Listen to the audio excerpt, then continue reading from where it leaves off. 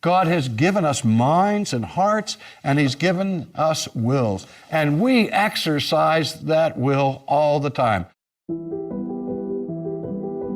We're not robots. Robots don't have minds. Robots don't have wills. We're human beings. We make choices. That's why we're in trouble. I was interviewed for a series of programs that were being presented about Reformed theology, and the person who was running this program asked me what the basic issue was between Augustinian theology or Reformed theology and historic semi-Pelagianism. I said, I think it comes down to a different understanding of freedom and of free will. I think the principal problem that people have with divine sovereignty, with divine election, is immediately they say, well, we believe that man has free will. Well, I don't know any Augustinian in all of church history who didn't strongly affirm that we have free will. We are volitional creatures.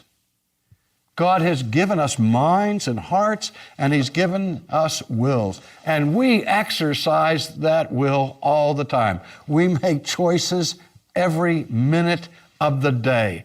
And we choose what we want. We choose freely. Nobody's coercing us, putting a gun to our head. And we're not robots. Robots don't have minds. Robots don't have wills. Robots don't have hearts. We're human beings. We make choices. That's why we're in trouble with God. Because the choices that we make in our fallen condition are sinful choices.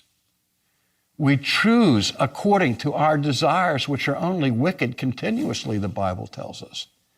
And that we are, as it were, dead in sin and trespasses, even though biologically we're very much alive.